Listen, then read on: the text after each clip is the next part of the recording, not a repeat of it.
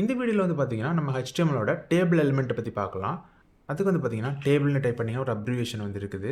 இதை நீங்கள் கொடுத்தீங்கன்னா table opening tag closing take சேர்த்து வந்துருச்சு. இதுக்குள்ளே வந்து பார்த்தீங்கன்னா ஃபஸ்ட்டு ஒரு டேபிள் ரோவை ஆட் பண்ணணும்.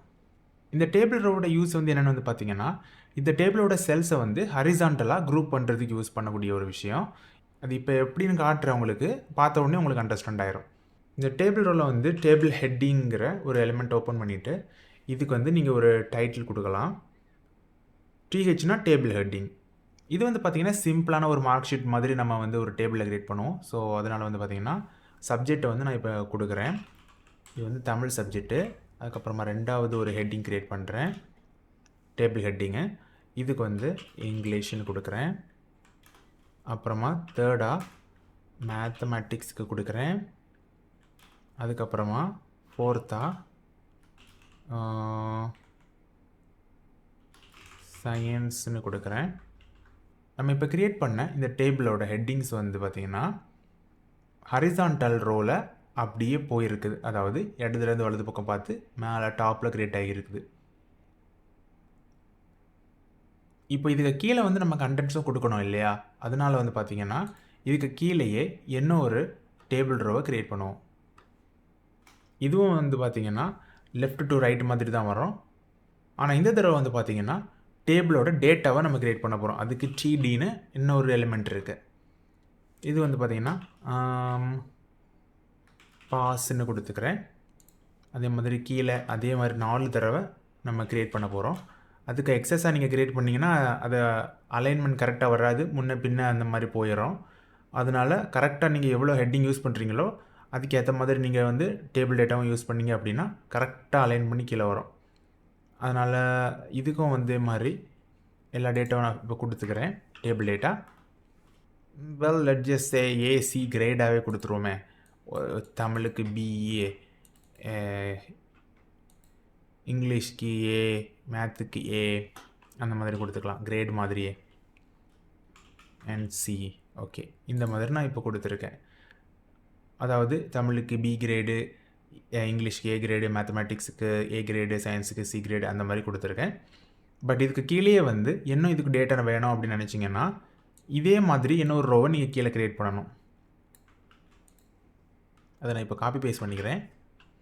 நீங்கள் இப்படி எவ்வளோ ரோ க்ரியேட் பண்ணுறீங்களோ அவ்வளோ ரோக்கும் அதுக்கு கீழேயே வந்து டேட்டா வந்துக்கிட்டே இருக்கும். அதுதான் இதோட மெயினான ஒரு விஷயம். இதுக்கு ஒரு சிம்பிள் ஸ்டைல் கொடுக்கணுன்னா நீங்கள் வந்து HTML நீங்கள் பண்ணலாம்.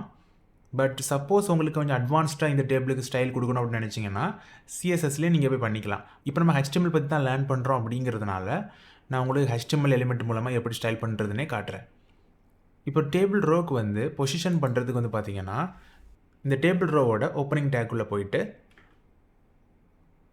அலைன்கிற இந்த ஆட்ரிபியூட்டை கொடுத்து எந்த பக்கம் அது அலைன் ஆகணும் அப்படிங்கிறத நீங்கள் கொடுக்கணும். அதுக்கு வந்து நான் சென்டர் யூஸ் பண்ணுறேன். அப்படின்னா அந்த டேபிள் ரோவில் இருக்கக்கூடிய எல்லா கண்டென்ட்டுமே வந்து சென்டரில் போயிடும் அப்படிங்கிறது. அதாவது டேபிள் டேட்டா தான் அதுக்கு உள்ளே இருக்குது, அது எல்லாமே இப்போ சென்டரில் வந்துருச்சு. எதெல்லாம் பொசிஷன் பண்ணணும்னு நினைக்கிறீங்களோ அதுக்கெல்லாம் நீங்கள் அலைன் பண்ணுற மாதிரி யூஸ் பண்ணிக்கலாம். இப்போது இதே மாதிரி நம்மளுடைய டேபிள் ரோவில் இருக்கக்கூடிய இந்த ஹெட்டிங்கையும் அதே மாதிரி பொசிஷன் பண்ணிக்க முடியும். அதே சேம் ஆட்ரிபியூட் தான் எல்லாத்துக்கும் வரும். இப்போ வந்து பார்த்திங்கன்னா எல்லாமே சென்டரில் இருக்க மாதிரி இருக்குது. இப்போ நீங்கள் இதுக்கிட்ட ஹவர் பண்ணும்போது வந்து பார்த்தீங்கன்னா என்னென்ன ஆப்ஷன் அலைனுக்கு நீங்கள் யூஸ் பண்ணலாங்கிறது உங்களுக்கு இப்போ ஷோ ஆகுது பார்த்தீங்களா? அதே மாதிரி இப்போ சென்டரில் செல்லை கொண்டு வரதுக்கு சென்டரு, இல்லைனா லெஃப்ட் சைட் போனால் லெஃப்ட்டு, ரைட்னா ரைட்டு, அப்படி இல்லைன்னா ஜஸ்டிஃபை யூஸ் பண்ணி அதோட செல்ஸை வந்து ரைட் எட்ஜில் கொண்டு வந்துக்கலாம். அந்த மாதிரி ஆப்ஷன்ஸ் இருக்குது. இப்போ இந்த டேபிளுக்கு வந்து பார்டர் கொடுக்கணும் அப்படின்னு நினச்சிங்கன்னா அந்த டேபிளோட ஓப்பனிங் டேக்கில் போயிட்டு பார்டர்னு ஒரு ஆட்ரிபியூட் ஆட் பண்ணி அதுக்கு ஒரு நம்பர் நீங்கள் ஆட் பண்ணணும். 1ன்னு ஆட் பண்ணிங்கன்னா அதோட ஃபஸ்ட்டு ஸ்டைல் ஆட் ஆகும். இதுதான் வந்து டிஃபால்ட்டாக இருக்கக்கூடிய ஒரு டேபிள் ஸ்டைலு. இதில் நீங்கள் 2ன்னு இன்க்ரீஸ் பண்ணிங்கன்னா அதோட திக்னஸ் இன்க்ரீஸ் ஆகும். அதே மாதிரி 3 இன்க்ரீஸ் பண்ணிங்கன்னா அது இன்னும் கொஞ்சம் அதிகமாகும். 4th யூஸ் பண்ணிங்கன்னா அதோட இன்னும் அதிகமாகும். அந்த மாதிரி திக்னஸ் இன்க்ரீஸ் ஆகி போயிட்டே இருக்கும். எவ்வளோ நம்பர் கொடுக்குறீங்களோ அவ்வளோ திக்காக வந்துக்கிட்டே இருக்கும். 70ன்னு கொடுத்தா அதோடு பெருசாக திக்காகும். அந்த மாதிரி நீங்கள் உங்களுக்கு பிடிச்ச மாதிரி நீங்கள் நம்பர் வச்சு நீங்கள் திக்னஸை இன்க்ரீஸ் பண்ணிக்கலாம். ஸோ இப்போதைக்கு ஒரு சாம்பிள்ங்கிறதுனால நான் வந்து ஃபஸ்ட்டு பார்டர் 1ங்கிறத மட்டும் கொடுத்துருக்கேன். அதாவது பார்டர் ஆட்ரிபியூட்டோட 1ஆம் நம்பர். இப்போ வந்து பார்த்தீங்கன்னா இது கண்டென்ட் வந்து ஒட்டிக்கிட்டு இருக்குது, ரைட்? அது கொஞ்சம் எக்ஸ்ட்ரா ஸ்பேஸ் வேணும்னு நினச்சிங்கன்னா அதுக்கு வித் ஆட்ரிபியூட்டை நீங்கள் யூஸ் பண்ணலாம். இந்த டேபிள் ஹெட்டிங்கோட செல் இதுக்கு உள்ளே வந்து பார்த்திங்கன்னா ஒரு விட்த்தை நான் ஆட் பண்ணுறேன்.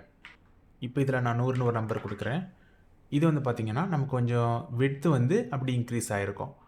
இப்போ நம்ம டேபிள் ஹெட்டுக்கு ஆட் பண்ணோம்ல விட்த்து, இது வந்து டேபிள் டேட்டாவோட விட்த்தையும் சேர்த்தே இன்க்ரீஸ் பண்ணியிருக்கு பாருங்கள். ஸோ நான் எல்லாத்துலேயுமே அதே மாதிரி நான் ஆட் பண்ண போகிறேன்.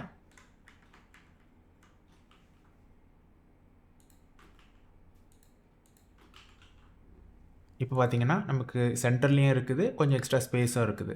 இப்போ நம்ம கிரியேட் பண்ண இந்த டேபிள் வந்து பார்த்திங்கன்னா ஒரு ரெஸ்பான்சிவான ஒரு டேபிளாக இருக்காது. அதுக்கு ரீசன் வந்து இது ஜஸ்ட் ஒரு HTML மட்டும்தான்.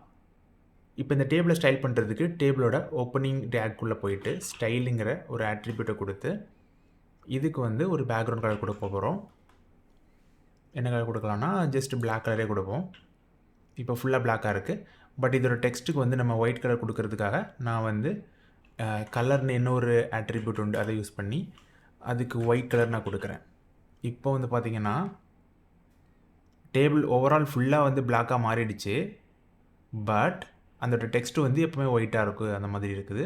இப்போ நம்ம ஆட் பண்ணியிருக்கக்கூடிய ஸ்டைலிங் வந்து பார்த்திங்கன்னா இண்டிவிஜுவலாக இருக்கக்கூடிய நம்மளுடைய எலிமெண்ட்ஸ்க்கும் தனித்தனியாக நம்மளால் ஆட் பண்ண முடியும்.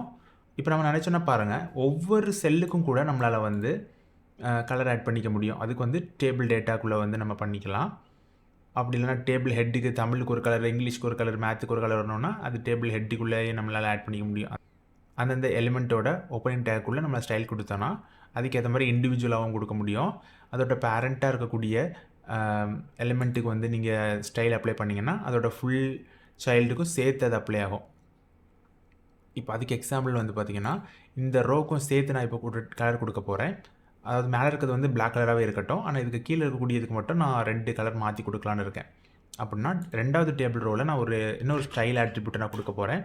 அதுக்கு வந்து ஒரு பேக்ரவுண்ட் கலரும் சேர்த்து கொடுக்க போகிறேன். இதுக்கு வந்து பார்த்திங்கன்னா ஒரு என்ன கலர் கொடுக்கலாம், பிளாக்கு கூட வந்து ரெட் நல்லா மேட்ச் ஆகும் நான் நம்புகிறேன், அதனால் அதை கொடுக்குறேன். அந்த ஒவ்வொரு செல்லையும் அதுக்குள்ளே இருக்கக்கூடிய எல்லா செல்லுக்கும் சேர்த்து ஒரு பேக்ரவுண்ட் கலர் அடிச்சிருச்சு பார்த்தீங்களா, இந்த மாதிரி யூஸ் பண்ணலாம். இப்போ இதுக்கு கீழே இருக்கக்கூடிய இந்த டேபிள் ரோக்கும் ஒரு ஸ்டைல் அப்ளை பண்ண போகிறேன். ஆனால் இதுக்கு வந்து பார்த்திங்கன்னா ஒரு டார்க் க்ரீன் ஒரு சம்திங் க்ரீன் அதை நம்ம கொடுக்கலாம். லைக் டார்க் க்ரீன் கூட ஓகே தான். நல்லா இல்லை, க்ரீன் போட்டே பார்ப்போம். க்ரீன் கலர் எனக்கு ரொம்ப பிடிக்கும். ஓகே, கலர் மேட்சிங் நம்ம காம்படிஷன் கொஞ்சம் கேவலமாக போட்டிருக்கோம் மட்டும் தெரியுது. பட் இந்த மாதிரி தான் கான்செப்ட்டு. நம்ம சிஎஸ்எஸ் ஆட் பண்ணி நம்ம ஒவ்வொரு பிளாக்குக்கும் நம்மளால் கலர் போட்டுக்க முடியும். அதே மாதிரி இண்டிவிஜுவலாக உங்களால் ஒவ்வொரு செல்லுக்கும் உங்களால் டெக்ஸ்ட் கலரை மாற்ற முடியும். ஆர் அதோட பேரண்ட் எலிமெண்ட்டில் நீங்கள் போட்டிங்க அப்படின்னா அது ஓவரால் அதோட சைல்டு எலிமெண்ட் எல்லாத்துக்கும் சேர்த்து அதே கலர் செட் ஆகும். இந்த மாதிரி நீங்கள் வந்து டேபிளையும் டிசைனும் பண்ணிக்கலாம். ஸோ இந்த வீடியோ உங்களுக்கு பிடிச்சிருச்சுன்னா மறக்காம இந்த வீடியோ லைக் பண்ணுங்கள். டவுட்ஸ் இருந்துச்சுன்னா கமெண்ட்ஸில் கேளுங்க. See you guys next time.